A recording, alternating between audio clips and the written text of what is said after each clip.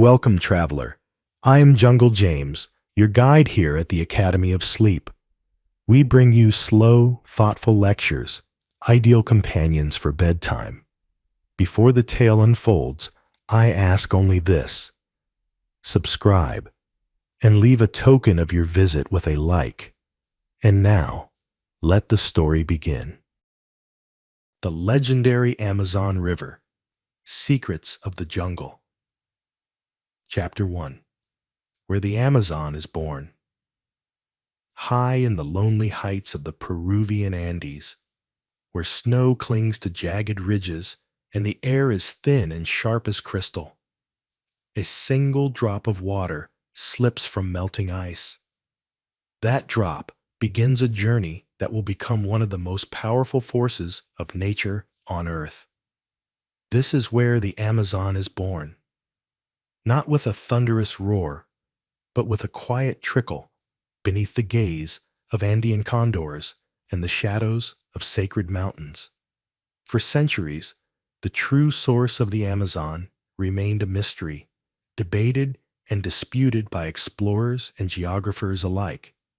It wasn't until the late 20th century that modern surveys identified the farthest source as the glacial streams of Nevado Mismi, a peak standing over 300 meters above sea level. From this frozen cradle, a thin rivulet forms, gathering strength as it cascades down rocky slopes, carving narrow valleys, joining others in secret, winding corridors of stone and moss. At first, the newborn river goes by other names: Apurimac, Ucayali, Marañón, each reflecting the tongues of the peoples who live along its length: Quechua farmers, Ashaninka hunters, Mestizo villagers. These tributaries snake through deep canyons and dense cloud forests, gaining weight, color, and life with each kilometer until they merge to form the mighty body known to the world as the Amazon.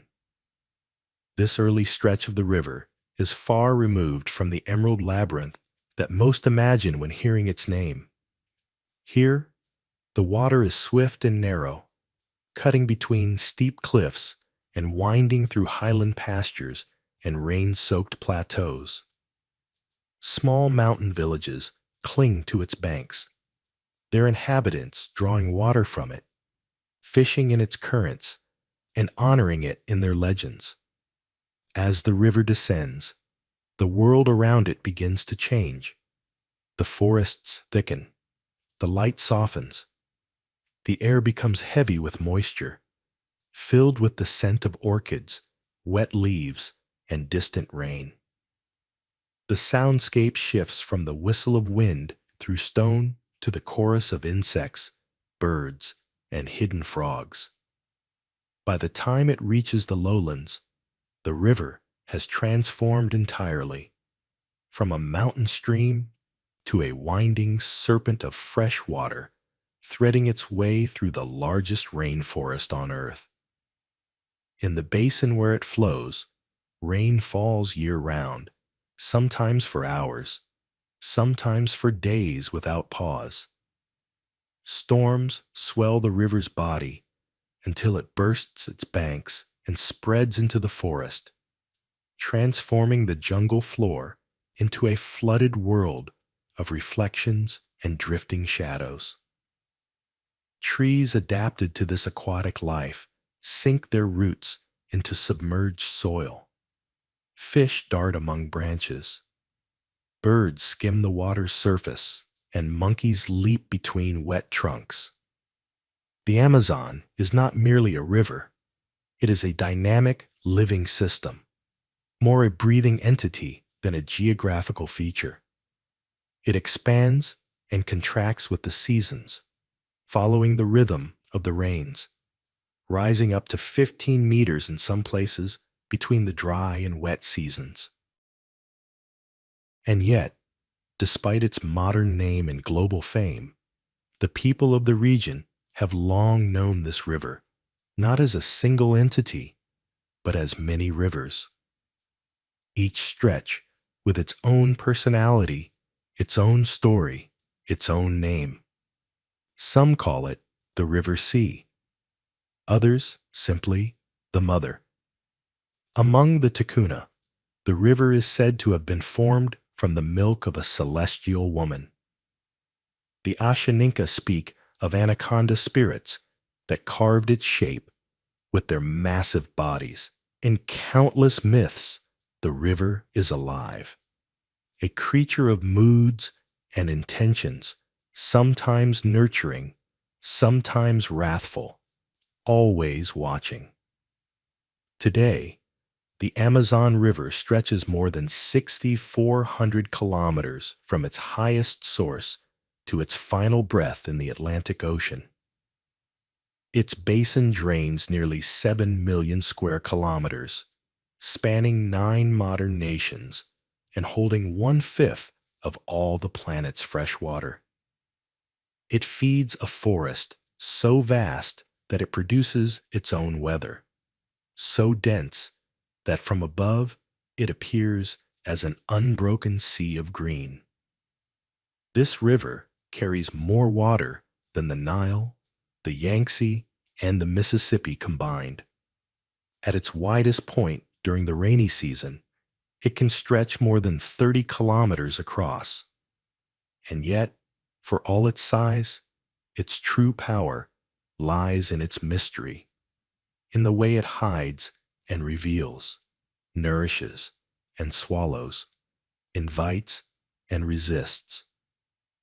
To trace the Amazon back to its source is not just a journey through geography, but a meditation on time. In every bend of its upper streams lies a story of erosion and uplift, of tectonic collisions that lifted the Andes skyward tens of millions of years ago. Long before humans walked its banks, the Amazon flowed westward toward the Pacific until the rise of the mountains reversed its course and reshaped the continent's entire hydrology. Fossils of marine creatures have been found thousands of kilometers inland, embedded in riverbeds that once belonged to ancient seas. In some sense, the Amazon has always been a traveler, a shifting force refusing to be pinned down, measured, or fully known. And yet here it begins, in solitude, in silence, with the melting of ice under a cold sun. From this lonely trickle will come a torrent of legends, an empire of trees, a battleground of dreams and industry, a stage for visions and violence. But in the beginning, there is only the sound of water finding its way downhill, and the certainty that what begins here will touch everything: the sky, the soil, the air we breathe, and the stories we tell. For to speak of the Amazon is to speak not just of a river, but of a world suspended in motion, carried forward by a force that begins with a single drop. Chapter 2: The River of 1,000 Names. What is a river, if not a story told by many mouths? Before the Amazon became the Amazon, it had other names, older, deeper, closer to the sound of wind through palms and the splash of paddles in moonlit water. Names given not by empires or maps, but by the people who lived and died on its shores, who spoke to its currents and dreamed beside its sleeping bends. To name a river is to claim it, and yet this river, vast, winding, unknowable, resists the permanence of any single title. From the glaciers of the Andes to the wide Atlantic Delta, every stretch bears a different name, like beads strung along a flowing thread, each one echoing a local dialect, a lost language, a fleeting vision of the water's soul. To the Incas, it was part of a network of sacred waters. The early Andean peoples, who saw life in every mountain and spirit in every spring, called it Apurimac, meaning the God who speaks. Farther downstream, it becomes the Ucayali, then the Marañón, each name marking the contributions of tributaries, cultures, and tongues. These are not just labels, they are stories encoded in syllables. Ucayali may derive from a word meaning land of canoes.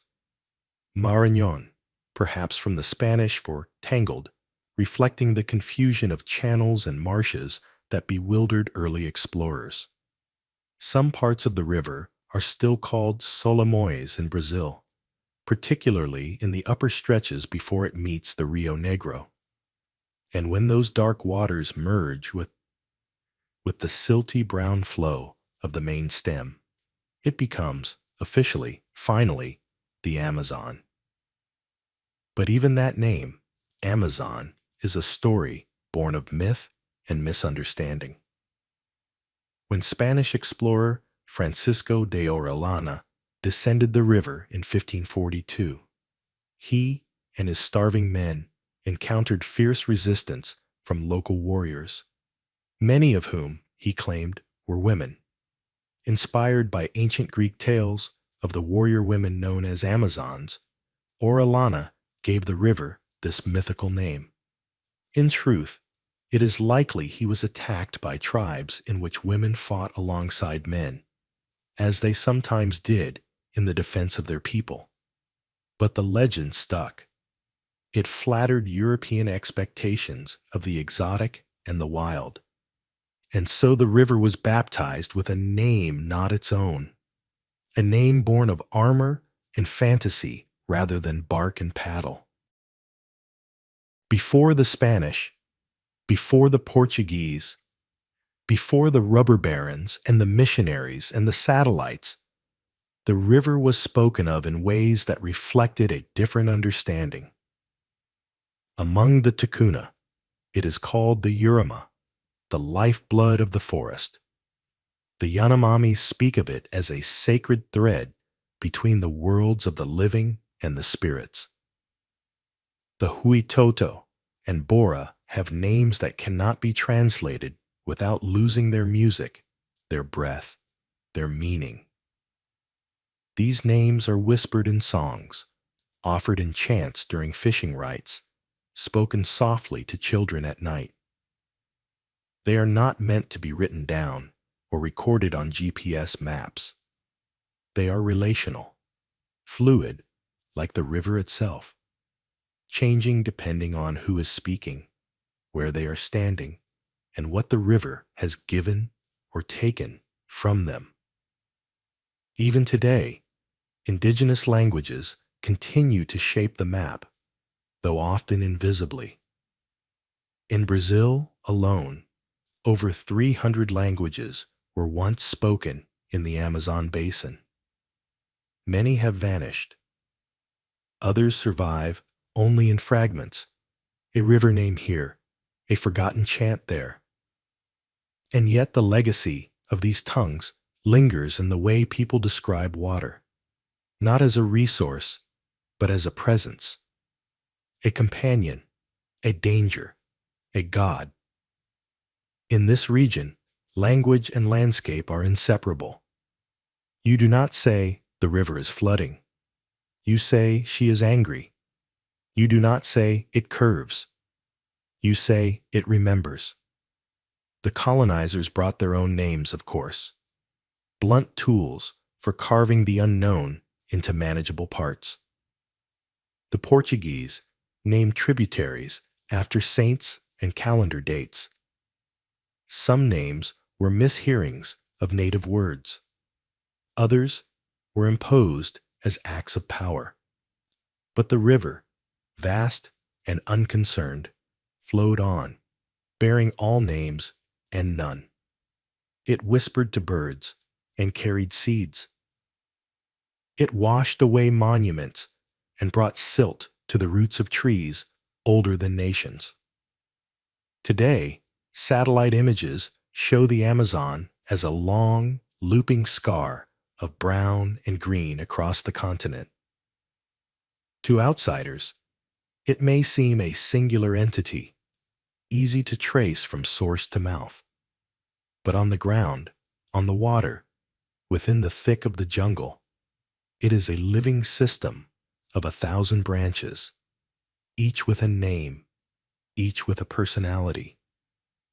There is the Rio Negro, black with tannins like steeped tea. The Madeira, muddy and powerful. The Tapajos, clear and deep. Each tributary is like a finger on a hand, part of something larger but distinct in its character. And each carries names born from the people who know its moods best. And so, as we drift deeper into the Amazon, we do so with humility. To call it by a single name is to miss its essence. It is not a river, but a chorus of rivers, a lineage of waters, a collection of stories too vast to be held in a single word. Whether we call it Amazon, or Solomois, or Apurimac, or Uruma, we are speaking not just of geography, but of memory. A memory that runs through trees, through veins, through time itself. In every name, a truth. In every bend, a language waiting to be heard. Chapter 3. Green Empires. Peoples before the conquest. Long before conquistadors set foot in the Americas, before European maps even hinted at the vast green void that would one day be called the Amazon Basin, there were people, millions of them, living within the forests, rivers, and skies of this seemingly untouched world. For centuries, Western imagination painted the Amazon as a pristine wilderness, untouched and untamed, a place outside of history. Early colonial narratives, reinforced by centuries of romanticism and scientific bias, suggested that the rainforest was too poor in nutrients, too hostile, too wild to support complex human societies. But this, like so many things told from the outside, was a myth, a convenient fiction that erased the deep, rich legacy of the people who had not only survived, but thrived in the Amazon for millennia. What archaeologists and ethnobotanists now understand is this: the Amazon was not an untouched Eden. It was a garden, cultivated, managed, and inhabited by civilizations whose knowledge of the forest was so advanced, so seamlessly integrated with nature, that it left little trace visible to the untrained eye. These were not civilizations of stone and gold, like the Inca to the west or the Maya to the north, but rather societies of soil and fire, of trees and rivers. Their temples were not built of marble, but of earth. Their legacy lies in pottery fragments, in terra preta, the famous dark earth that still enriches Amazonian soil, and in oral histories passed from grandmothers to children, from firelight to firelight. Estimates suggest that prior to the European conquest, the Amazon basin may have supported a population of between 5 and 10 million people. They lived in dispersed settlements along riverbanks, in upland forest clearings, and even in large, semi-urban clusters that some now describe as garden cities. These were not isolated tribes, but networks of interconnected communities, often linked by trade, language, and spiritual belief.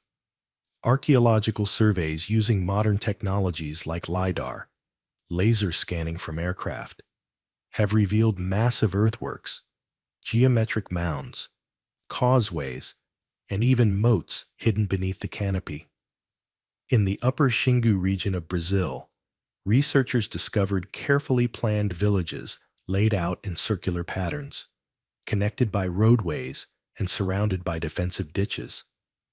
These patterns echo cosmological symbols found in indigenous mythologies, suggesting that these settlements were not just practical, but sacred, maps of the universe drawn into the soil. The people of these green empires practiced sophisticated forms of agroforestry. Instead of clear-cutting land for crops, they managed forests like living larders, encouraging the growth of fruit-bearing trees, medicinal plants, and useful vines. They domesticated the landscape without destroying it. In doing so, they created a mosaic of ecological abundance, far richer than what would have occurred naturally. Studies of the modern Amazon show a surprising dominance of domesticated species. Brazil nuts, cacao, rubber trees, all of which suggest intentional cultivation going back thousands of years. This was not accidental. The forest, in many places, is an anthropogenic creation, shaped by countless generations who knew how to work with nature, not against it. Social structures varied across the region. Some groups were small and mobile, while others formed large chiefdoms with centralized leadership and ritual hierarchies. Ceremonial centers, adorned with carved posts and sacred mounds, served as gathering places for festivals, trade, and diplomacy. The peoples of the Amazon were deeply spiritual, their cosmologies woven into the very fabric of their environment. Rivers were sacred beings. Trees had ancestors.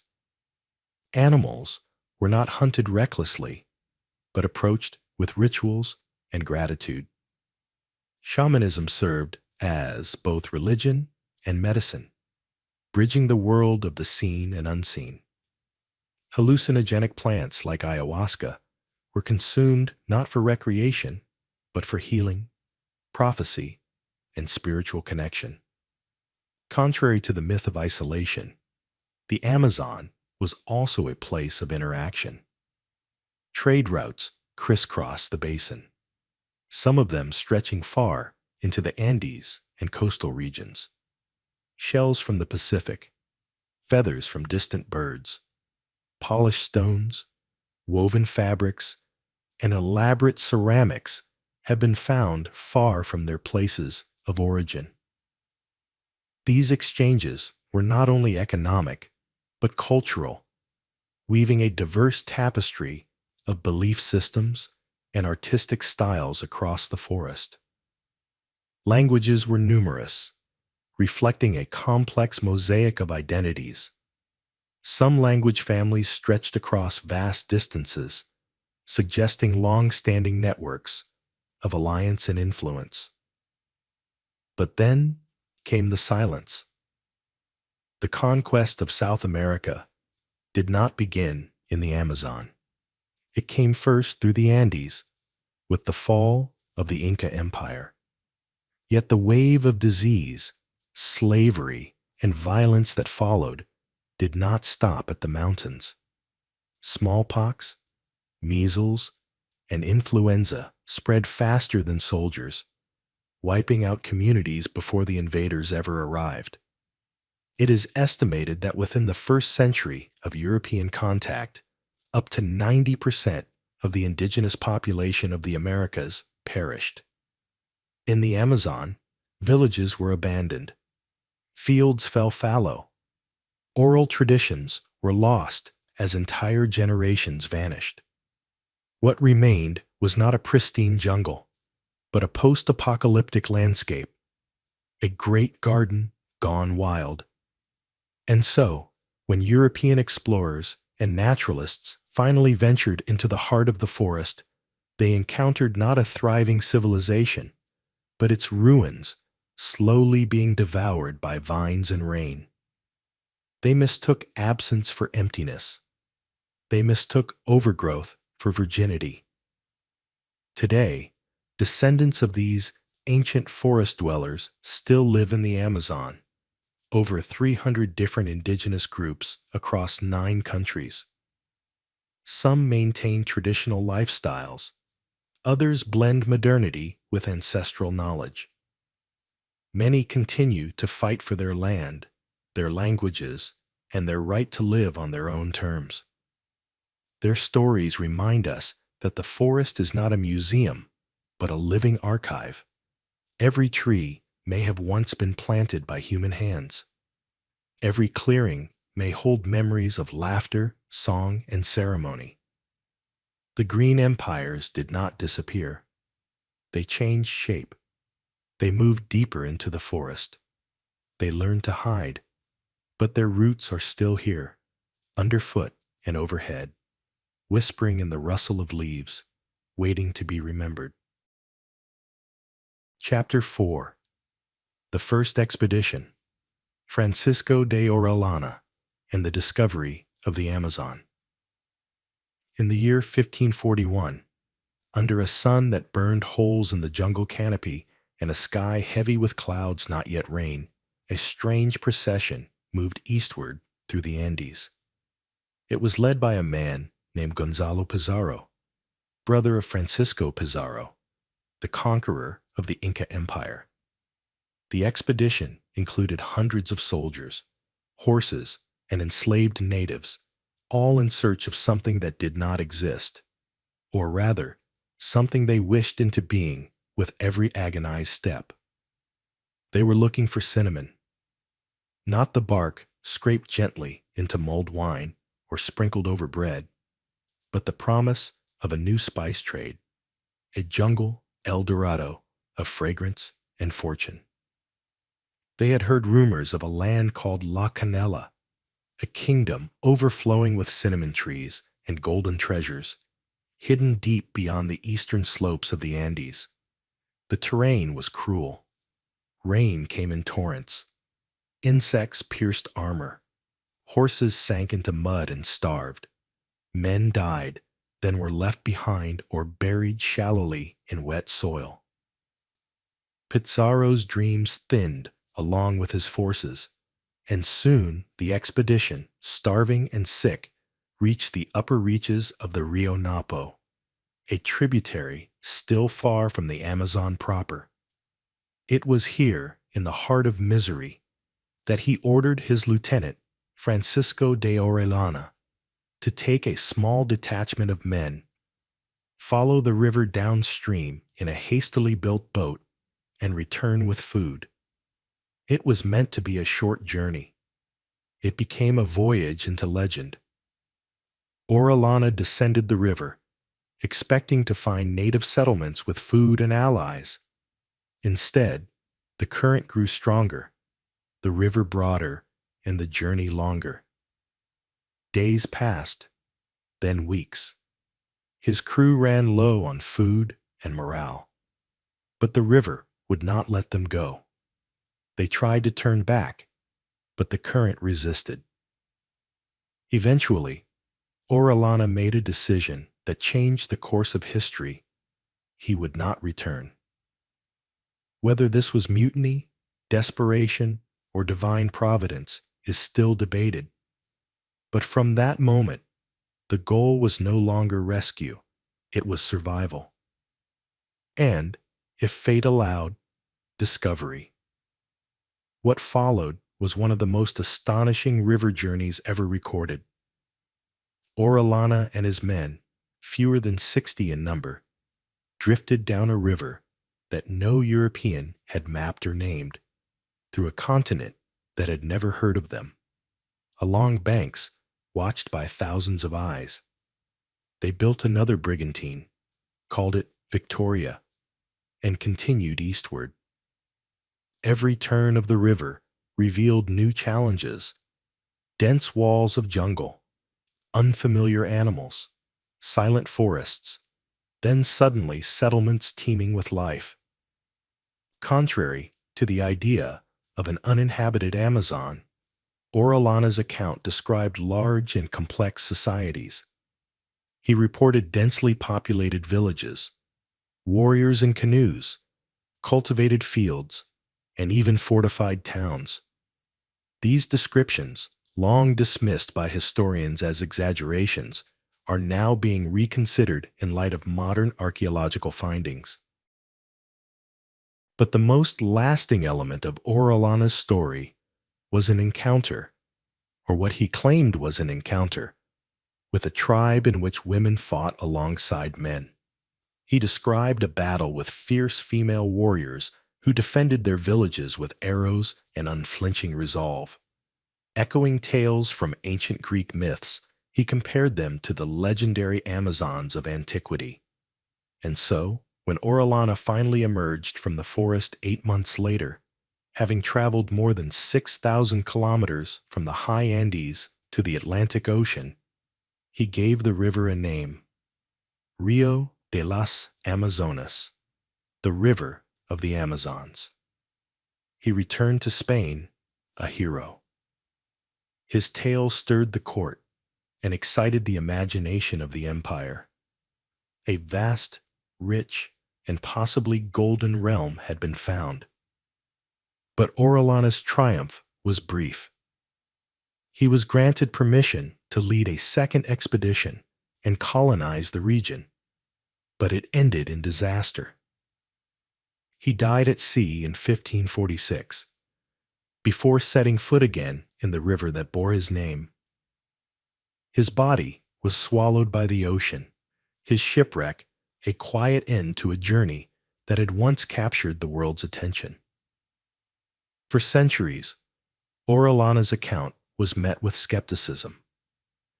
The idea of large cities in the Amazon was ridiculed. The female warriors were written off as hallucination or embellishment. And yet, time has been kind to the ghost of his voyage. Recent discoveries of vast earthworks, planned settlements, and intricate road systems suggest that Orellana may have seen a civilization in its final decades, one already reeling from disease and depopulation, one that would vanish before other Europeans arrived. His words, once dismissed, now read like echoes of something real and lost. As for the name, Amazon, it endured. Though no ancient tribe called themselves Amazons, and the Greek legends had no connection to the jungle, the word stuck. It captured something the Spanish craved: a sense of epic challenge, of myth come to life. And so the river became a story. The story became a symbol, and the symbol was placed on maps, repeated in books, echoed in the minds of those who never saw it.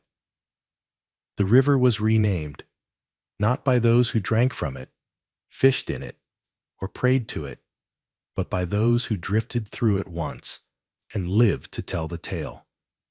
Today, Francisco de Orellana is remembered as the first European to navigate the full length of the Amazon.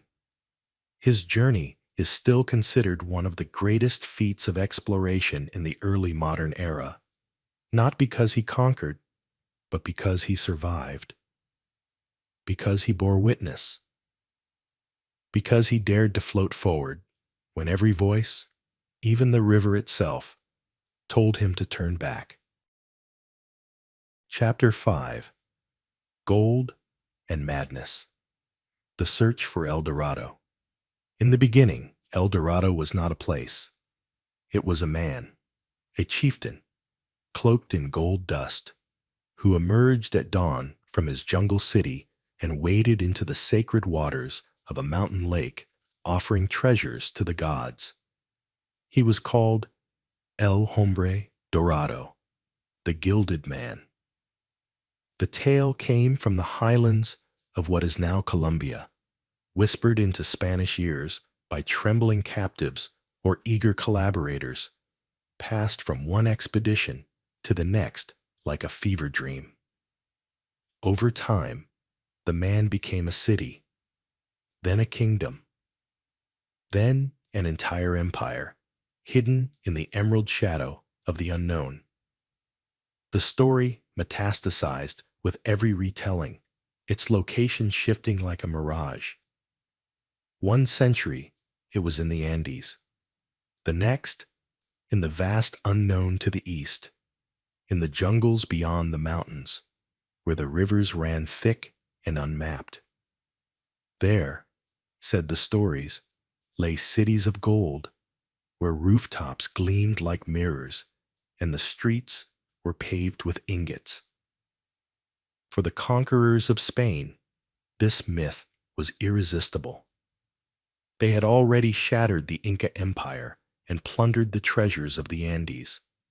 Now they craved more riches, more glory, more crowns to place on empty thrones.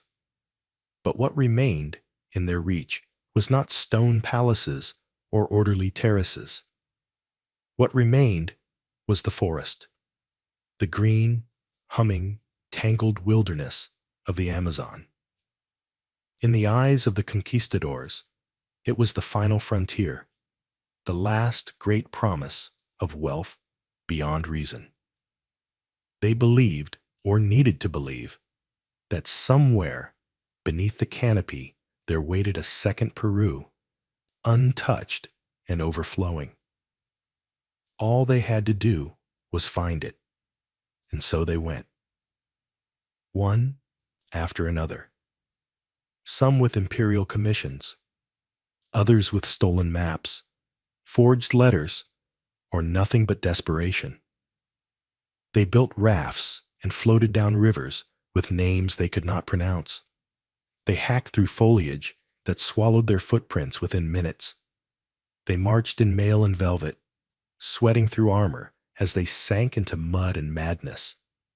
They were noblemen, mercenaries, priests, and thieves. And the jungle did not care.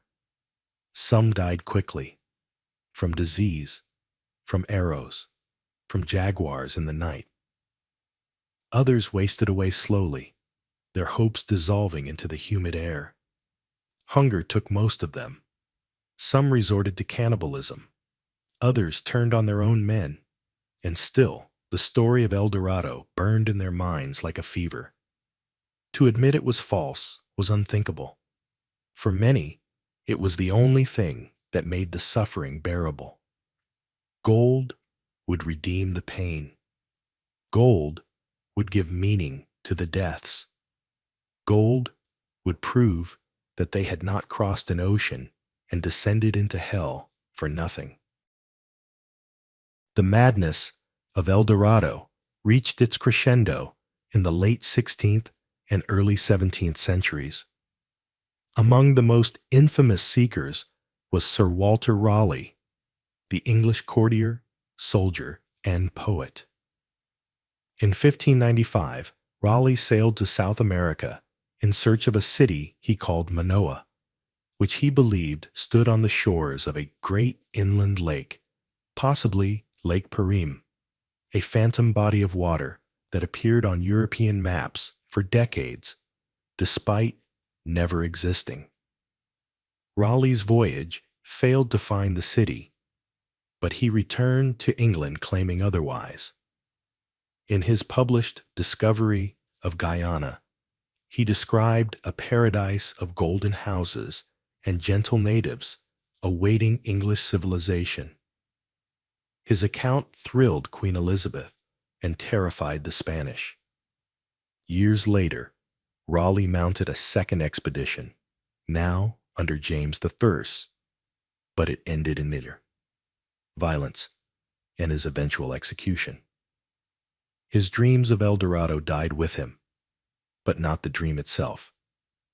Even as late as the 18th and 19th centuries, explorers still ventured into the Amazon, with El Dorado on their lips. They brought with them sextants, sketchbooks, and rifles. They were no longer conquistadors, but scientists, cartographers, and missionaries. Yet many still clung to the hope of discovering a lost city, a final secret. They mapped rivers that had never seen a European boat. They recorded the calls of birds, the names of tribes, the shapes of leaves. But always, just beyond their reach, was the glimmer of something more. Something ancient. Something gilded. Modern archaeology tells a quieter story. There was no El Dorado, no golden city of the jungle, but there were people, many of them, who built complex societies with their own forms of wealth. Not coins and crowns, but food security, ceremonial mounds, road systems, and social harmony. The real riches of the Amazon were not in vaults, but in knowledge. Knowledge of plants, of medicine, of balance. The tragedy is that this was not what the invaders came to find. And yet, the myth persists. Even now, El Dorado appears in films, novels, and games.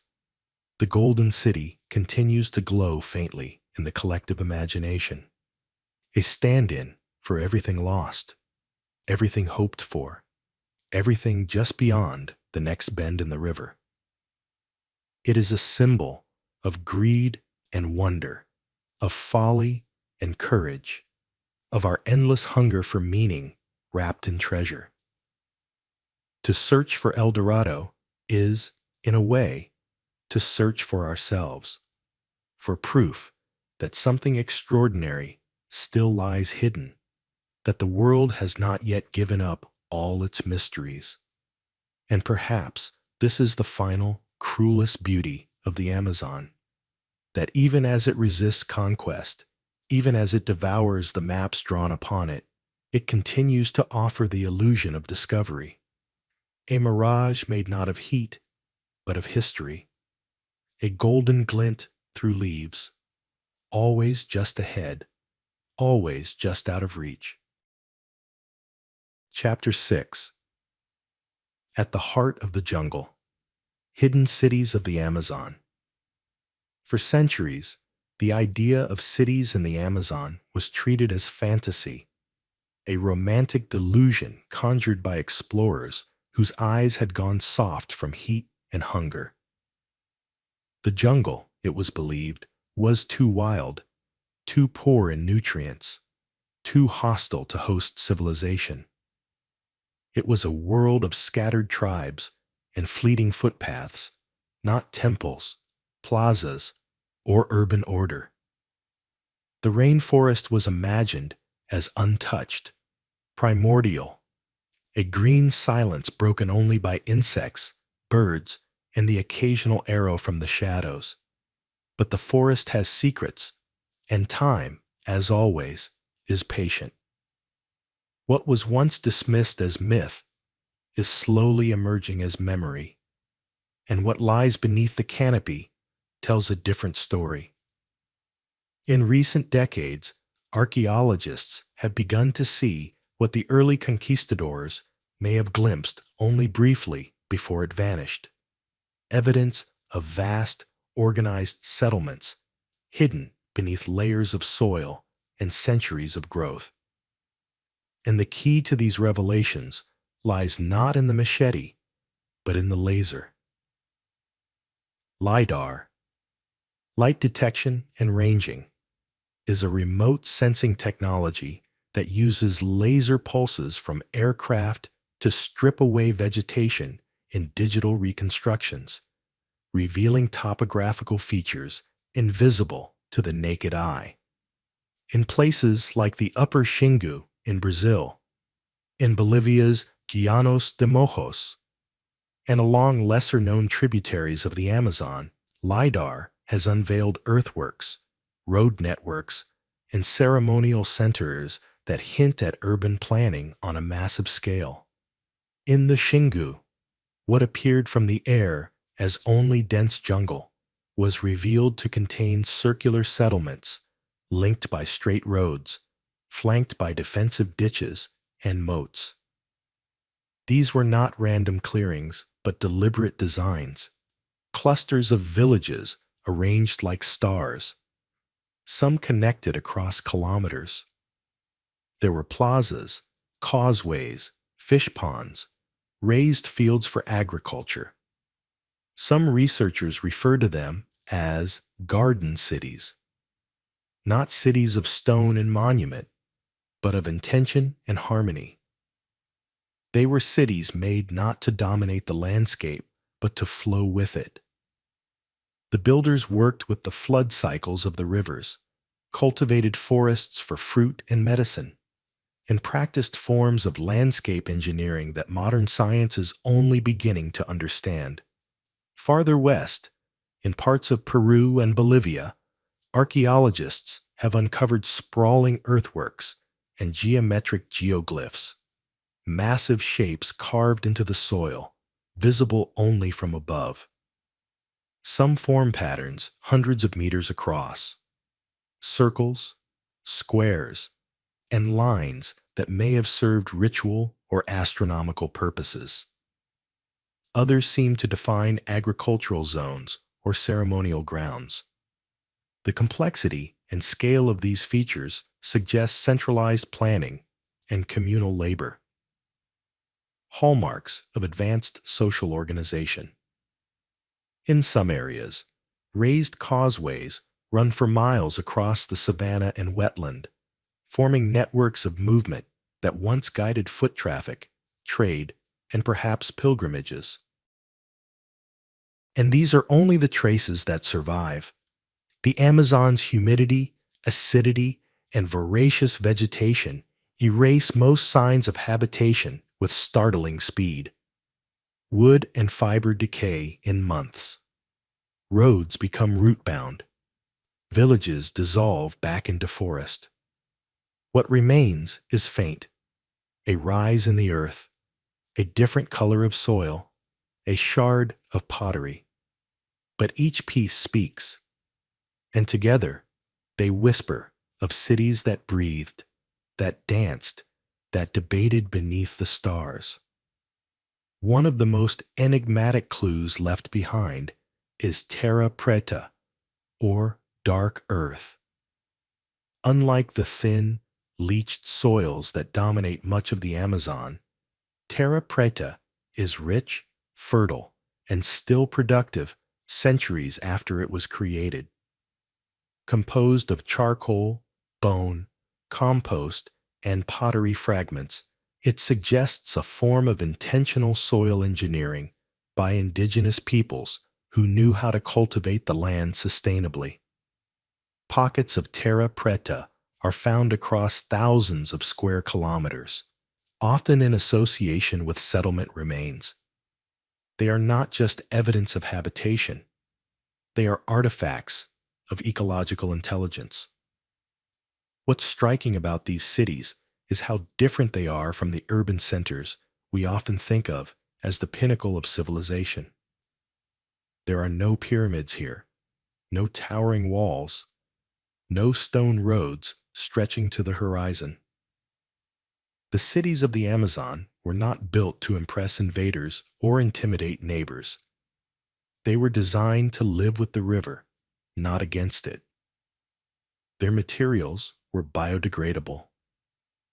Their art was painted on bodies, sung into the trees, danced into the soil. They were cities of balance, of cosmology, ecology, and community woven together like a basket. But then came the great silencing. With the arrival of European disease and violence, these cities were depopulated in the span of a generation. Forest reclaimed what human hands had shaped. Roads vanished beneath roots. The geometry faded. And so, for hundreds of years, the jungle kept its secrets. The myth of emptiness settled over the land like fog, and only now, with satellite eyes and patient listening, are we learning to see again. It is possible, even likely, that we are still underestimating the scale of these lost civilizations. Much of the Amazon remains unexplored, not just physically, but conceptually. We have long asked the wrong questions. We have sought gold and monuments, and when we found none, we declared there was nothing. But if we ask instead how people lived here, not just how they built, but how they grew food, raised children, honored the spirits, and dreamed, the answers begin to rise from the ground like mist.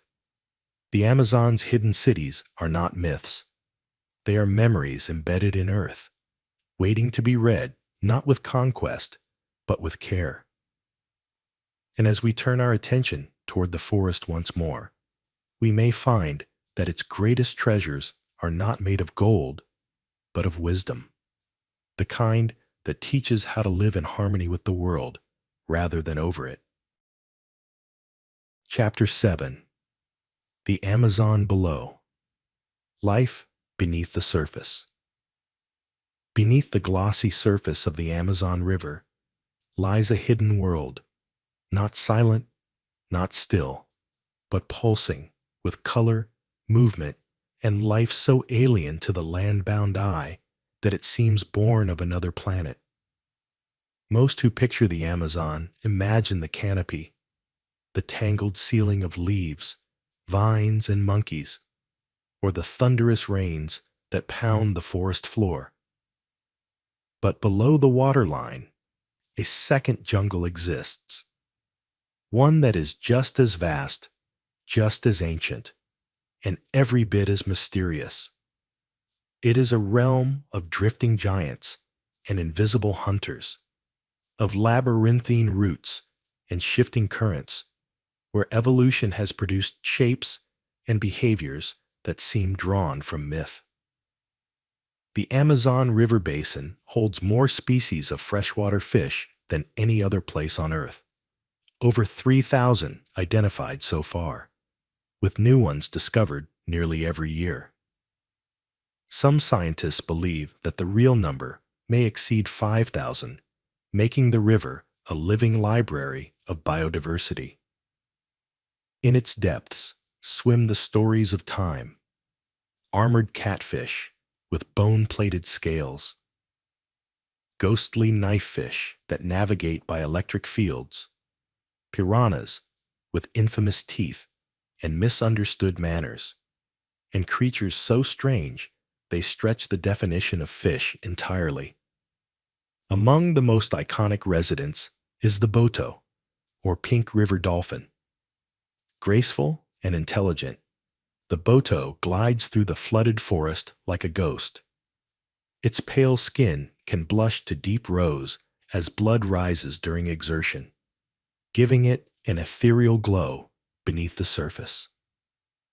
Myths abound about the boto. In many indigenous traditions, it is a shapeshifter, a spirit that emerges from the river at night in the form of a handsome man to seduce villagers. Some say that to lock eyes with a boto is to be bewitched. Others say that if a woman becomes pregnant without explanation, the boto is to blame. Such tales are not ridicule, but reverence, a way of acknowledging the strangeness, the mystery, the presence of something beyond the ordinary. Then there is the arapaima, one of the largest freshwater fish in the world, capable of growing over 2 meters in length and weighing more than 200 pounds. Sleek and armored with mosaic-like scales, the arapaima can rise to the surface and gulp air, thanks to a primitive lung that allows it to survive in oxygen-poor waters. It moves with slow, muscular elegance, like a dragon from deep time. Once a staple in the diet of many Amazonian communities, the arapaima is now increasingly rare in the wild, its fate entangled with overfishing and habitat loss. But in quiet oxbow lakes and hidden channels, it still lurks, a relic of a world that predates cities and maps. The river also harbors danger, though not always where expected. Piranhas, for instance, have earned a fearsome reputation in Western imagination, sharpened by pulp novels and films. In truth, most piranha species are timid scavengers. Only a few are truly aggressive, and even then, usually only in defense or hunger. Their sharp teeth are perfectly adapted to crack shells and slice flesh, but they are not mindless killers. In some regions, local people bathe daily in piranha-filled waters without incident. The real threats are subtler. The kangaroo, a tiny parasitic catfish, is infamous for its alleged habit of entering bodily orifices, though this is vanishingly rare. More common are injuries from stingrays buried in the sandy shallows, whose barbed tails can deliver painful wounds to unsuspecting feet. But the true wonder of the Amazon's underwater world is not in its monsters. It is in its abundance.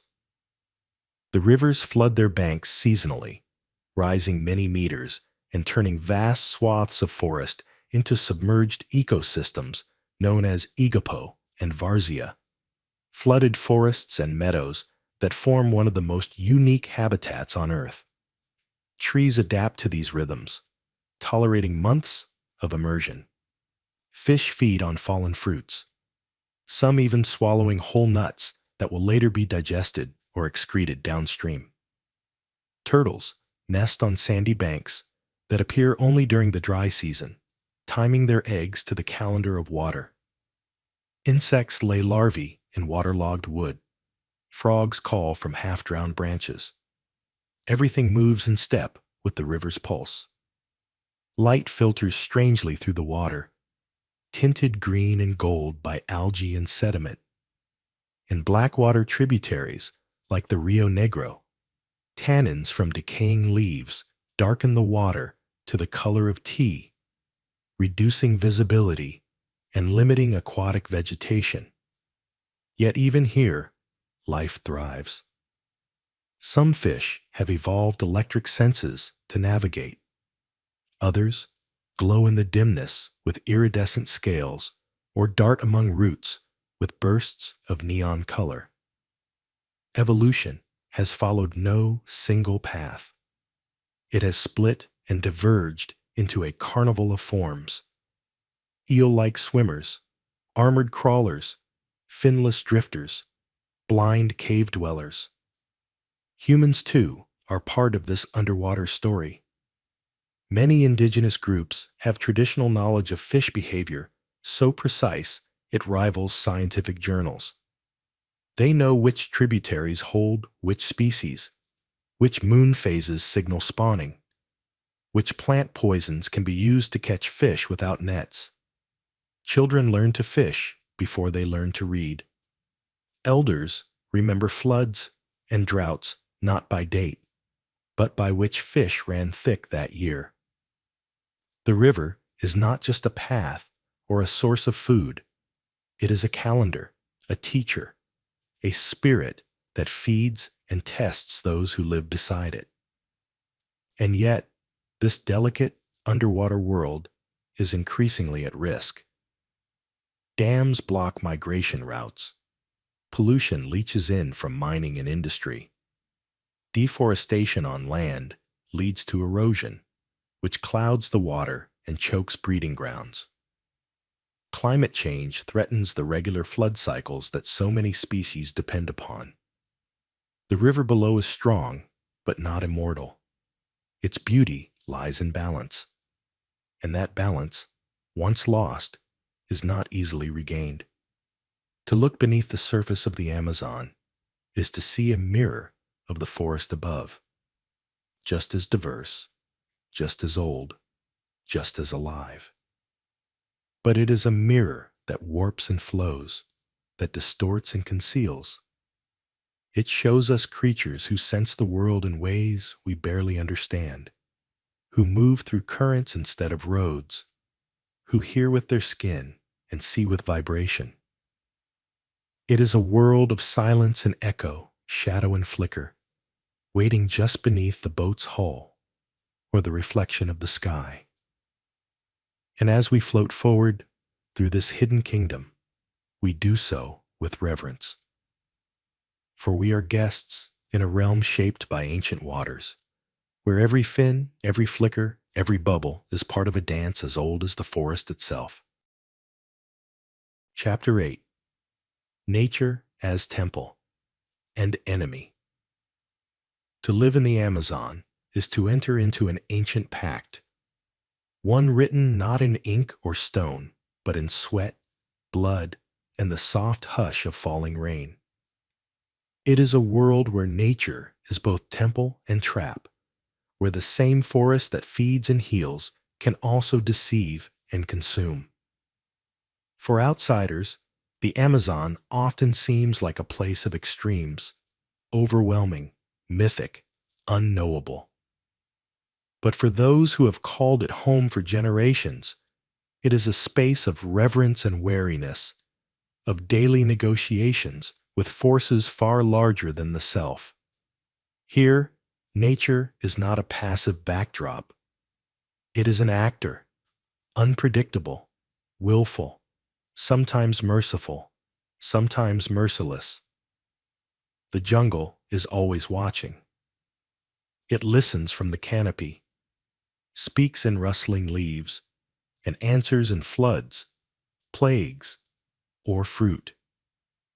It shelters jaguars and hummingbirds alike, binds tree roots into cathedrals of shadow, and spreads vines like questions no one can finish asking.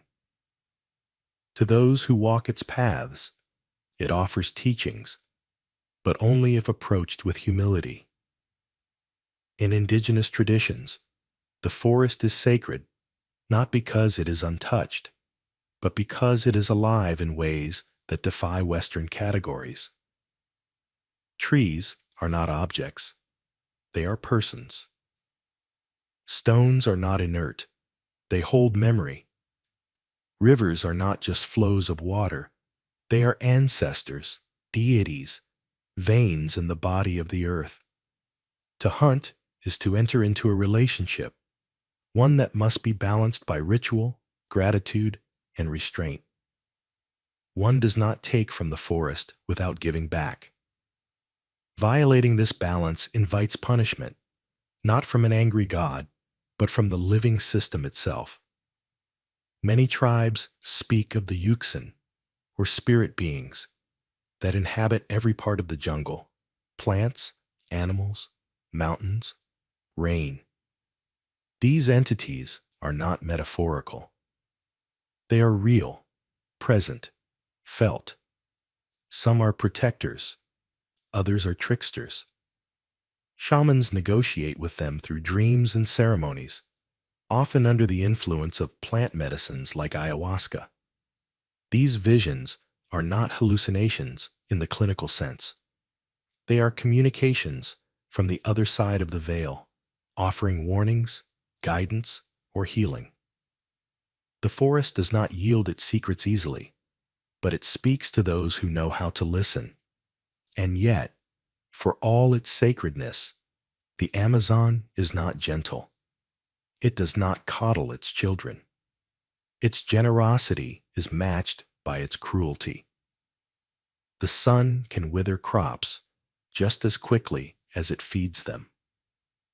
Rains can flood entire villages, turning footpaths into rivers and houses into islands. Insects are everywhere: ants that bite like burning coal, mosquitoes that carry fever, wasps that paralyze. Snakes coil under leaves, silent and coiled, ready to strike. Poison frogs advertise their danger with electric colors. Some fish hide spines beneath smooth scales. Some plants sting. Some vines strangle. It is not that the forest is malevolent. It simply follows its own laws. To build a life here requires adaptation. Indigenous houses are often built on stilts, designed to breathe in heat and resist flood. Canoes are carved not just for travel, but for survival. The river may be the only road, the only escape, the only lifeline. Gardens are often planted in cycles that mirror the forest's own rhythms. Crops are chosen for resilience. Knowledge is passed down not in books, but in gestures, stories, and small, repeated acts. How to find a medicinal root, how to weave a basket from palm fronds, how to recognize the rustle of a predator. And still, the forest claims its toll.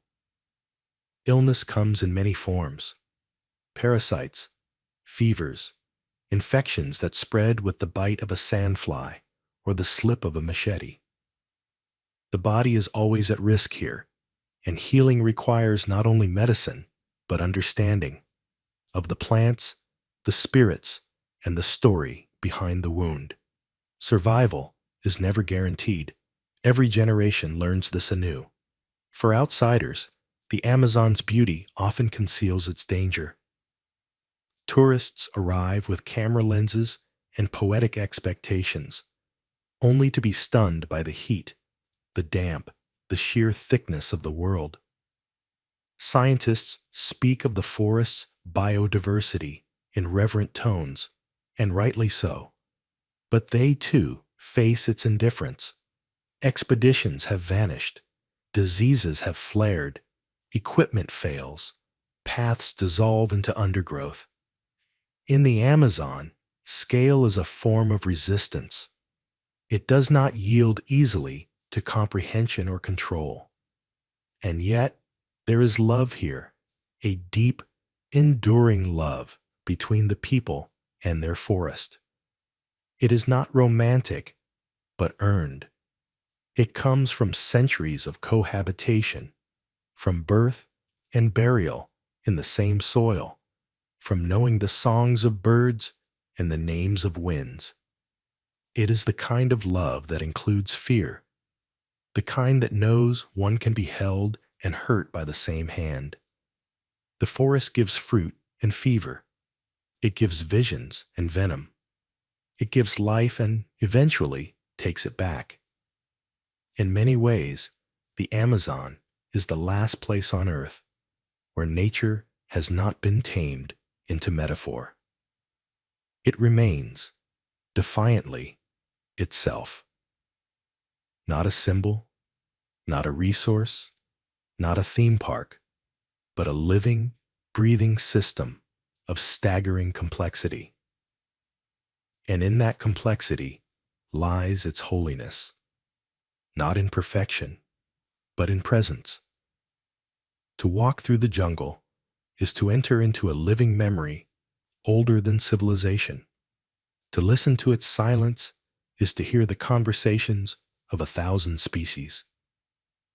And to survive here, even for a season, is to be reminded that nature is not a concept to be worshipped from afar, but a world to be faced with reverence and grit. Here, in the Amazon, nature is neither friend nor foe. It is something far more powerful, a teacher. Chapter 9. Shamans and Spirits of the Great River. In the Amazon, not all journeys begin with footsteps. Some begin with silence. Some begin with a question whispered into leaves. Others begin with a cup, dark, bitter, earthy, passed from hand to hand in the flickering glow of firelight. To step into the world of the shaman is to leave the logic of straight lines and solid ground behind. It is to enter a space where the forest breathes stories, where illness has a face, and healing is a negotiation between the seen and the unseen. Along the banks of the great river and its 1,000 tributaries, this is the deeper current that flows beneath the surface. A spiritual river, as vast and winding as the one that carries driftwood and rain. The word shaman is borrowed, an umbrella term applied by outsiders to a range of deeply rooted roles that differ from one community to another. In the Amazon, Shamans are known by many names: Paje, curandero, ayahuasquero, yachak, taita, each with a different lineage, a different domain of knowledge. Some heal the body, others mediate between human beings and the spirits of the forest. Some learn their craft through inheritance, others are chosen by dreams, illness, or lightning.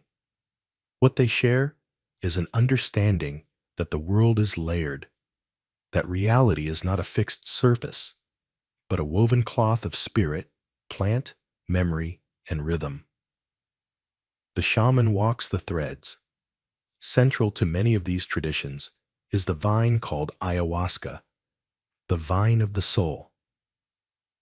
Prepared through hours of careful brewing, often combined with leaves from the chacruna plant, ayahuasca is a powerful psychoactive brew that induces visions, purges, and deep emotional experiences. But to the people who use it, it is not a drug. It is a medicine. It is a teacher. The visions it brings are not hallucinations, but messages, symbolic journeys, confrontations with buried truths, encounters with ancestors or animal spirits. The brew is always consumed in ceremony, under the guidance of a shaman who knows how to navigate its depths. Songs, called Icaros, are sung during the session. Sacred melodies passed down orally, each with specific purposes: to call protection, to guide the vision, to invoke healing. These songs are not decorations. They are tools, maps, instruments of spiritual architecture. The ayahuasca ceremony is both private and communal. Each participant enters their own inner landscape, but the group becomes a vessel, a shared canoe riding through the night. Vomiting is common, a physical and spiritual purge. Tears, laughter, silence, awe. Participants report seeing snakes made of light, grandmothers made of leaves, cities of geometric fire. The forest reveals itself not as scenery, but as intelligence, alive, ancient, aware. The experience often defies language, leaving behind only metaphors, gestures, and a deep sense of having been altered. But ayahuasca is only one of many plants used in Amazonian shamanism. The forest is often called a pharmacy without walls, containing thousands of species used to treat fever, infection, inflammation, infertility, spiritual sickness, and broken hearts. Some plants open the mind, others calm it. Some are applied to wounds, others are whispered to, sung over, or offered in smoke. The knowledge of which plant to use, and when, and how, and in what dose, is passed down over generations, guarded with the seriousness of sacred duty.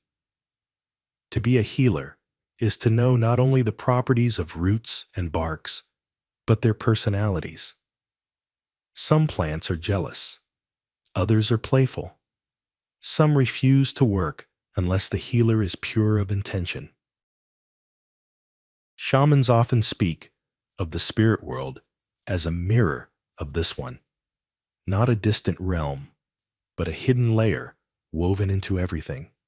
Illness, in this worldview, is not just a malfunction of the body, but a disturbance in the soul, or an imbalance between the human and non-human world. A curse, an envy, a forgotten offering, a dream that went unanswered. These too can make a person sick. Healing may involve herbs, but it may also require singing, smoke, ritual bathing, or soul retrieval. The patient's story must be listened to in full, and sometimes the river itself must be asked for guidance. The spirits of the forest are countless. There are beings who live in certain trees, some benevolent, others territorial. There are guardians of animals, keepers of springs, watchers in the night.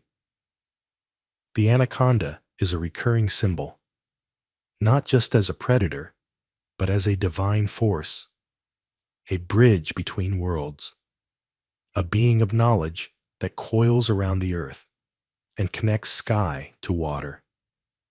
Some tribes speak of the mother of the forest, a great feminine presence who watches all. Others describe spirits that take the form of jaguars, birds, or rivers of fire. These are not stories meant for entertainment. They are part of a living cosmology constantly renewed through ritual and memory. Not all spirits are kind. Some can be tricked, angered, or offended. Part of the shaman's role is to navigate this complexity, to protect the community from unseen forces, to cleanse spaces after death or conflict, to bless hunts and harvests, to interpret dreams. Their status is not purely spiritual. In many villages, the shaman is also a counselor, a midwife, a historian, a keeper of secrets. Their authority does not come from doctrine or hierarchy, but from experience, from having walked alone into the jungle and returned with songs. But shamanism, like everything in the Amazon, is under threat. With deforestation and displacement, many indigenous communities have lost access to the land that sustains their spiritual practices. With the influence of outside religions and extractive economies, some young people are pulled away from traditional roles. And with the growing global interest in ayahuasca, a new wave of shaman tourism has emerged, sometimes respectful, often exploitative. Some authentic healers have welcomed the chance to share their knowledge. Others warn of the dangers of commodifying sacred medicine. A few outsiders seek visions without preparation, without context, without respect, and the forest does not always forgive that. And yet, the songs endure. The spirits have not gone. In longhouses deep in the forest, in hammocks strung between trees, in quiet ceremonies guided by moonlight and fire, the old ways are still alive. They pulse in the rhythms of the drum, in the scent of crushed leaves, in the hush that falls when the brew is passed around the circle. The great river listens. The forest watches. And somewhere between breath and dream, the shaman walks again, bridging the worlds, bearing the weight of knowledge older than writing, and whispering into the night, so that the soul might return home. Chapter 10. European Missions, where the forest met the cross. When European empires looked upon the Amazon, they saw more than trees and rivers. They saw souls. To the crown and the church, the jungle was not only a realm of natural abundance, but a spiritual void to be filled with scripture, order, and salvation. And so, not long after the explorers and fortune hunters came the missionaries, Jesuits, Franciscans, Dominicans, bearing crosses instead of swords, and gospels in place of gunpowder. They arrived by canoe and on foot, speaking languages foreign even to the settlers. Their goal was not to plunder gold, but to claim souls for God, though in practice, the two aims often walked hand in hand. In the 16th and 17th centuries, Catholic missions spread through the Amazon like islands of European worldview in a sea of indigenous cosmology. The Jesuits, especially, took a leading role, establishing what became known as reductions, settlements where native peoples were gathered, converted, and taught not only Christian doctrine, but also European customs, agriculture, crafts, and obedience. In theory, these missions were havens, designed to protect indigenous groups from slavery, exploitation, and annihilation by colonists and mercenaries. In practice, they were sites of profound cultural transformation, sometimes peaceful, often coercive, always complex. The missionaries learned local languages. They studied kinship systems, myths, and taboos. They translated catechisms into indigenous tongues, created pictorial Bibles, and replaced sacred chants with Latin hymns. Some genuinely admired the intelligence and nobility of the people they sought to convert. Others viewed them through the lens of sin and primitivism. In both cases, the underlying assumption remained the same, that salvation meant becoming something else. Less forest, more Europe. Less spirit, more church. The Jesuit missions in the Amazon basin, particularly along the Rio Negro and Madeira rivers, became notable for their size and ambition. Thousands of indigenous people were relocated into these settlements, often after epidemics or military defeats. They were baptized, renamed, clothed, and taught to live in rows of houses rather than scattered huts. The missions functioned as miniature cities with chapels, schools, workshops, and farms, all under the watchful eyes of priests who wielded both spiritual and temporal power.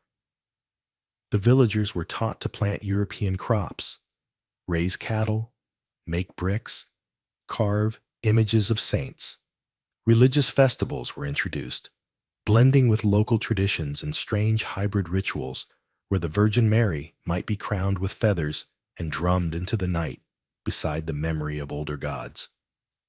But this transformation came at a cost. Traditional belief systems were condemned as superstition or devilry. Sacred plants were uprooted. Shamans were discredited or silenced. Oral histories withered in the face of printed scripture. Some missionaries saw no conflict in burning masks or sacred drums while preaching of divine mercy. Others worked quietly, even secretly, to preserve local stories, embedding them within parables, storing them in marginalia, hiding them in the folds of their notes. Yet resistance never vanished. In some missions, people fled into the forest after baptism, returning to their villages by night. Others feigned conversion, wearing crosses while continuing to honor the spirits of the land. Entire communities would vanish into the jungle rather than submit to relocation. Some uprisings were open, others were quieter. Songs sung in secret, myths retold by grandmothers who never forgot the older names of the stars. The Franciscans, often more severe, arrived with simpler robes and sterner messages. They built missions farther into the interior, sometimes following the work of Jesuits, sometimes in competition. Meanwhile, colonial authorities viewed the missions with suspicion. Jesuits in particular were often seen as too independent, too powerful, and too sympathetic to indigenous concerns. Tensions grew. By the mid-18th century, the Portuguese and Spanish crowns began to dissolve the Jesuit order's presence in South America, seizing their lands and dispersing their followers. Many missions collapsed. Others were repurposed into secular towns, their chapels abandoned, their plazas overtaken by weeds. But the imprint of the missions did not disappear. In many parts of the Amazon, towns today still sit on the bones of those early settlements. Churches rise where long houses once stood. Place names preserve echoes of both saints and spirits. And in the hearts of many communities, a strange fusion persists. A Catholicism shot through with forest wisdom, where the cross hangs beside a jaguar tooth, and the Lord's Prayer is recited in a language shaped by rivers. The legacy of these missions is, like the forest itself, tangled. They brought literacy and medicine to some. They brought disease and displacement to others. They preserved certain knowledge while extinguishing other forms of it. For some descendants, the missions are remembered with gratitude. For others, with grief. Often, with both. And yet, the forest endured. Even in the heart of the missions, the jungle never fully withdrew. It crept along the edges of gardens, reclaimed abandoned paths, listened to the hymns, and whispered its own replies. The missionaries may have planted churches, but the forest kept planting stress in dreams, in shadows, in the spaces between bells. To say the missions failed would be untrue. To say they succeeded would be a simplification. What they did was change the landscape, not only physically, but spiritually.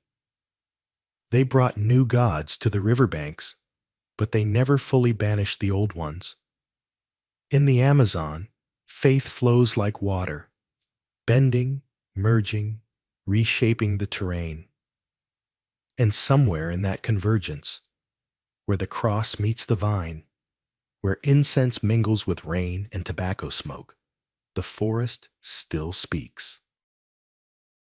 Chapter 11. The Amazon Today, Struggle and Survival. The Amazon today stands at a crossroads, vast, green, and trembling. From the sky, it still looks endless, an ocean of trees stretching beyond the horizon, veined by rivers and lit by fleeting lightning. But on the ground, the forest is under siege. Each year, more of it disappears, cleared for soy, for cattle, for timber, for gold. What once seemed eternal now feels fragile. The jungle breathes more shallowly than it used to. Across Brazil, Peru, Colombia, and beyond, deforestation continues at a staggering pace. Illegal logging, mining, road building, and land grabbing erode not only ecosystems, but the lives of the people who depend on them. Fires are set to clear land, but the flames don't always stay where they're told. The smoke blurs borders. The damage echoes far beyond the basin. Scientists warn that the Amazon may be nearing a tipping point, a moment where it begins to dry out, shifting from rainforest to savanna. If that happens, the consequences would ripple across the planet, altering rainfall patterns, accelerating climate change, and releasing immense carbon stores trapped in its soils. But the Amazon is not defenseless. Along its banks live indigenous communities who have resisted colonization for centuries and who now stand as the forest's fiercest protectors. Studies consistently show that deforestation rates are far lower in indigenous territories. These are not empty statistics. They are the result of deep-rooted knowledge, spiritual respect, and a way of life built on balance. In places where governments have granted legal recognition to ancestral lands, the forest thrives. Where those protections are stripped away or ignored, the damage spreads like disease. Activists, too, risk their lives to defend the forest. Journalists, scientists, and local leaders have been threatened and killed. And yet, the resistance continues. New alliances are forming between indigenous leaders and global environmental groups. Technology, once a tool of extraction, is now used for defense. Satellites tracking illegal logging, drones monitoring wildlife, GPS devices marking sacred sites. There is hope in these stories. Hope in the replanting of trees, in the rise of sustainable cooperatives, in the voices of young indigenous leaders speaking in global forums. The Amazon is wounded, yes, but it is not finished. It remembers how to heal. And it is not asking for pity. It is asking for respect, for protection, for time. To walk through the forest today is to feel both awe and urgency. The air is thick, not only with moisture, but with tension. The sense that something ancient is being tested. And yet, in the murmur of leaves, in the echo of bird calls, in the slow green persistence of life, there is still the old rhythm. The forest still breathes, and if we listen carefully, perhaps we will remember how to breathe with it. Chapter 12. Uncontacted Tribes.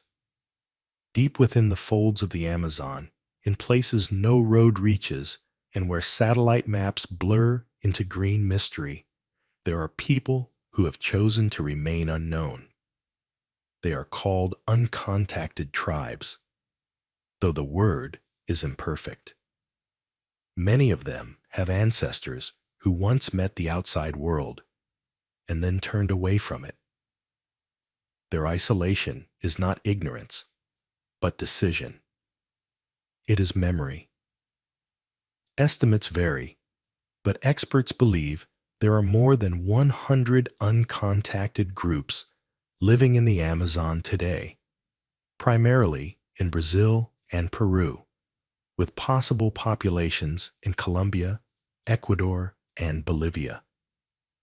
These groups live in self-sufficient societies, often moving seasonally, practicing traditional hunting, fishing, and swidden agriculture.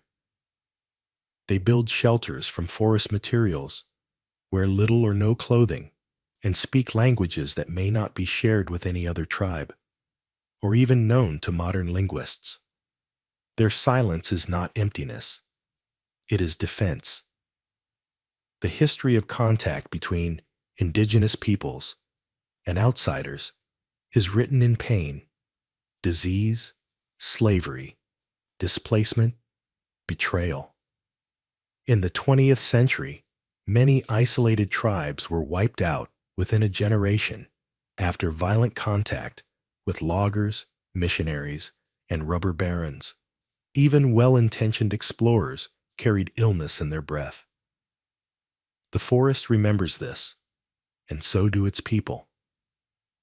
Uncontacted tribes often live near the edges of extractive zones, areas where illegal logging or mining pushes closer every year. Satellite images have captured their footprints, their gardens, their thatched roofs. Sometimes, researchers observe them from afar. A glimpse of a bow drawn in warning. A child watching from the trees. A trail that appears, then vanishes. Every encounter is delicate. Every decision to approach, or not, can have life or death consequences. In Brazil, FUNAI, the National Indian Foundation, maintains a policy of non-contact, working to protect indigenous lands and discourage intrusion. Protected areas for uncontacted peoples have been established, though they are increasingly under threat from political and economic pressures. Some tribes remain unaware of national borders. Others know very well that they are surrounded and choose retreat over assimilation. And yet, the uncontacted are not relics. They are not frozen in time. They are living societies, adapting in their own ways, making choices that many of us cannot imagine. Their isolation is not a romantic ideal. It is survival. A line drawn between them and a world that has, time and again, failed to respect them. To think of them is to confront questions about modernity, respect, and the right to be left alone. Not everyone wants to be part of a global conversation. Some still live in their own world, and their silence in a noisy age speaks volumes. Chapter 13. Journey along the Amazon. From glaciers to the Atlantic, a travel guide. If you were to follow the Amazon River from its highest source to its final sigh at the Atlantic Ocean, you would cross a continent, not just in geography, but in time, in language, in air. It is a journey of more than 6,400 kilometers, beginning high in the Peruvian Andes, where the river is little more than a whisper of snowmelt, and ending in the vast deltaic estuary, where fresh water mixes with salt and the forest gives way to sea. The journey can be made in parts, and each section has its own character. At the source, near Nevado Mismi, the land is bare, wind-swept, thin with air and silence. Here, the river is a trickle, running past grazing alpacas and stone villages. You'd travel by dirt road or on foot, passing through Quechua-speaking towns and high-altitude lakes, where the sky feels close and the stars hang like lanterns. Descending toward the jungle, the river gathers weight. In Cusco or Puerto Maldonado, you begin to feel the edge of the forest. The birds louder, the heat thicker, the green more insistent. You'll likely travel by small boat or canoe from this point forward, moving along tributaries like the Ucayali or Marañón, where riverbanks host a mix of indigenous communities and small port towns. Each has its own rhythm: hammocks swinging, children swimming, dogs barking, fruit stands spilling over with papaya and guava. In Iquitos, Peru's jungle capital, a city unreachable by road, the river becomes a highway of life. Boats crowd the edges of floating markets, and tin roofs glint under relentless sun. Here, you'll find tour guides, river lodges, and perhaps a chance to taste piranha stew or spot pink river dolphins breaching at dusk. From Iquitos, you can travel deeper into the forest aboard long, narrow boats that push further into the wild, toward villages without electricity, toward silence interrupted only by parrots and rainfall. As the river crosses into Brazil, it swells massively. Tributaries merge until the Amazon becomes something oceanic. The stretch between Tabatinga and Manaus is long and meditative.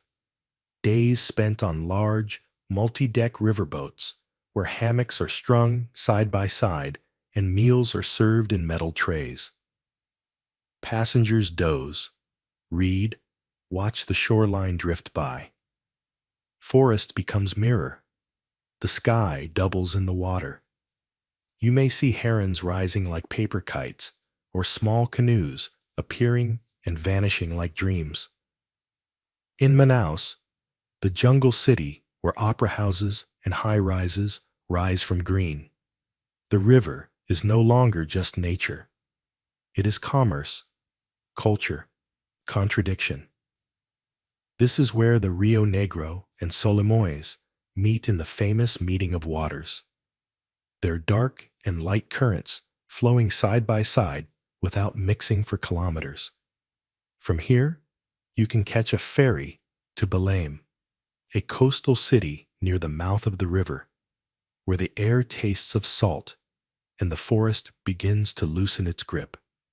In the Amazon Delta, the river dies slowly, not in a single mouth, but in a labyrinth of channels, islands, and tide-blurred borders. Here, the water is no longer river or sea, but both. The forest still stands, but shorter, wind-swept. Fishing villages replace longhouses. The myths are still told, but with a trace of surf behind the syllables. To travel the Amazon is not a vacation. It is a surrender to slowness, to heat, to the illusion of endlessness. It is the kind of journey where the destination fades and the river becomes the world.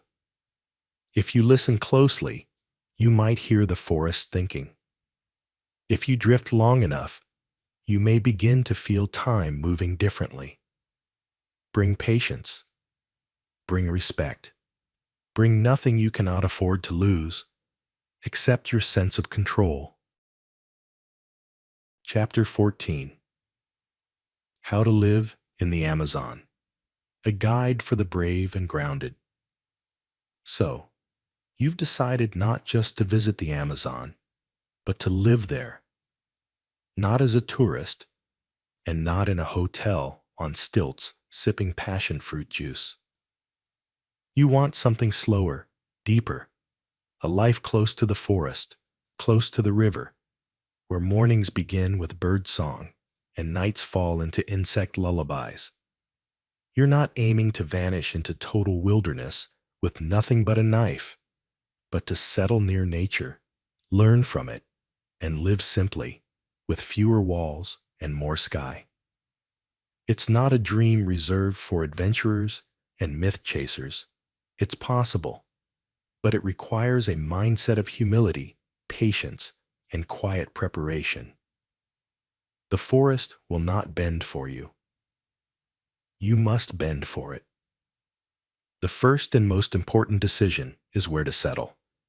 The Amazon is vast, and not all of it is welcoming to newcomers. But scattered along its rivers are small, semi-isolated communities, places where people live with the forest, not against it. These are the ribeirinho villages in Brazil, the small towns tucked along tributaries in Peru, Colombia, or Ecuador. You might start near Mamori or Carrero, not far from Manaus, remote enough to feel the pulse of the forest, close enough to access food and medicine. Or you might journey to Tefé, Atalaya do Norte, or even the edges of the Yasuni region in Ecuador, where biodiversity is overwhelming and community bonds run deep. Begin by staying near people. You don't have to live alone to live authentically. In fact, it's often safer, richer, and far more educational to live with and among locals, at least for a while. You'll learn how the days move, how to paddle against the current, how to keep ants out of your hammock. Prepare yourself before you go. Read, learn. Take notes the old way, in a notebook you can still use when the battery dies. There are field guides, Plants of the Gods by Schultes for sacred and medicinal plants. Field Guide to the Amazon by Nigel Smith for ecology and orientation. Even Bushcraft 101 to grasp the basics of wilderness living. Download offline maps and guides. Knowledge is weightless, and in the jungle, often priceless. As for gear, bring only what earns its place. A machete is your closest companion. Get a carbon steel blade and learn how to sharpen it. A water filter, like a Sawyer Mini or Life Straw, will serve you better than any bottled supply. Your bed will be a hammock, with built-in mosquito netting and a rain tarp, much lighter, drier, and safer than any tent on the ground. You'll also need rubber boots, a solar charger, a headlamp with red light, and a well-stocked first aid kit with antibiotics antifungals, and rehydration salts. Medicines vanish quickly in the jungle. Keep yours dry and close. When it comes to food, the forest gives, if you know how to ask. Fishing is the most reliable path to nourishment. Learn the names of the local catch: tambaqui, piranha, peacock bass, arapaima. Fish from the banks with simple lines, or use traps made from woven vines. Villagers will teach you if you watch quietly and lend a hand. If you must hunt, know what's common and sustainable. Paca, agouti, curaçao. But always check local laws and customs. In many places, hunting is limited or regulated by indigenous rules. You'll find fruiting trees almost everywhere. Acai, banana, kupuaku, guava, camu camu. They grow wild or are tended in quiet garden plots. Cassava, manioc, is a staple, but know that it must be processed to remove toxins. Don't forage plants on a hunch. Many are poisonous. Instead, ask. The locals know which bark cools fever, which roots numb pain, which leaves soothe bites. To move around, you'll need a boat, usually a wooden canoe fitted with a small motor called a rabetta. You can buy one from a local carpenter, or sometimes even commission a canoe carved from a single log. Learn the art of tying, patching, navigating tide changes. You'll spend more time on water than you think. And what about the people? Integration isn't about speaking perfectly or showing off skills. It's about listening. Help with fishing. Trade tools or English lessons. Don't ask to take photos. Don't treat the village like a documentary. Just be useful, be respectful, be present. Some places may welcome you. Others may test you for months before warming. Let them.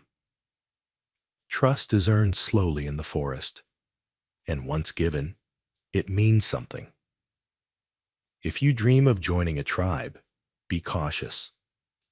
Real indigenous communities are not spiritual playgrounds, but some may invite you to stay, especially if you bring something of value, not money, but willingness to work, to learn, to honor their ways without trying to change them. Other options include settling in with riverine settlers, people who live simply, fish daily, and know the forest as kin. These families often welcome help, especially if you prove yourself reliable and don't act like you know better. And yes, there are dangers: snakes, parasites, infection, floods, fevers. But most can be avoided by staying observant, covering your skin, treating water, and building clean shelter. The greatest threat isn't what bites you, it's what you ignore. Complacency, panic, arrogance. The jungle is patient with those who are humble, but it does not forgive hubris. Lastly, there's the mental shift. You'll need to slow down. Learn to sit with silence. Rain may cancel your plans. Animals may steal your food. Loneliness will come, and you'll have to meet it face to face. But you'll also begin to notice the richness between events. The smell of the river after the storm. The way dusk turns the trees gold. The strange rhythm of life that asks nothing from you but presence. Living in the Amazon is not about survival alone. It's about shifting your pace, unlearning certain comforts, replacing them with something older. You won't control the forest, but if you're lucky, you'll be absorbed by it, not swallowed, welcomed. And from that day forward, the river will no longer just be a line on the map. it will be home. Chapter 15. The Amazon in Books, Films, Legends, and Dreams. Long after the boats have docked and the maps have been redrawn, the Amazon lives on, not just in geography, but in the realm of imagination. It slips through pages, flickers across screens, echoes in bedtime stories, and whispered superstitions. For much of the world, the Amazon is not a destination, but a dream, dense, wet, unknowable. A place both feared and longed for, like a memory of something primal and lost. In literature, the jungle is often a character in itself, seductive, menacing, magical. From Joseph Conrad's haunting Heart of Darkness, which, though set in Africa, echoes deeply with Amazonian mood, to Mario Vargas Llosa's The Storyteller, which dives into the tension between modernity and tribal life in the Peruvian Amazon. The forest has been used as a mirror of civilization, of savagery, of self. Writers like Gabriel Garcia Marquez wrapped it in myth, letting parrots speak prophecies and trees remember sins. Others, like Claude Lévi-Strauss and anthropologists who followed, tried to decode its patterns, to understand the logic of kinship and ritual beating beneath the vines. In film, the Amazon has been portrayed both as Eden and as nightmare. In Werner Herzog's Aguirre, The Wrath of God, madness drips from every frame as conquistadors descend into a green labyrinth that devours them whole. In Embrace of the Serpent, the forest becomes a corridor between science and spirit, between memory and extinction. Hollywood, for its part, has often flattened the jungle into backdrop, a place of danger, exoticism, or mystical redemption. But even in caricature, the pull of the Amazon is unmistakable. The myths, too, are still alive. El Dorado glitters in the distance. The anaconda weans through the dreams of children. Some say the forest itself is sentient, that it remembers those who enter with good heart and punishes those who don't. There are stories of phantom tribes, of birds that mimic human voices, of lakes that appear only to the lost. In some villages, people still avoid certain trees after dark, just in case. In others, the river is consulted before a child is named. Even today, the Amazon remains one of the few places where the line between the real and the mythical is not clearly drawn.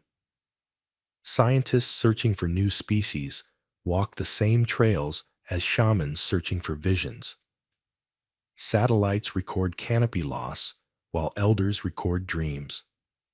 The jungle exists in both data and prayer. And somewhere in that overlap, between the firelight and the flashlight, between the GPS signal and the sacred chant, the Amazon continues to grow inside us.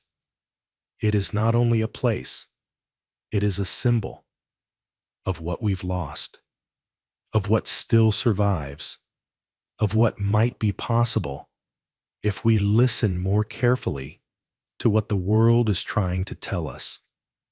So let this be your last bend in the river for now. Let the current slow. Let the sounds fade into a hush. The forest does not need to explain itself. It only asks that you remember it. In dreams, in stories, in silence, the Amazon remains. Thank you for listening, friend. Please subscribe and leave a like.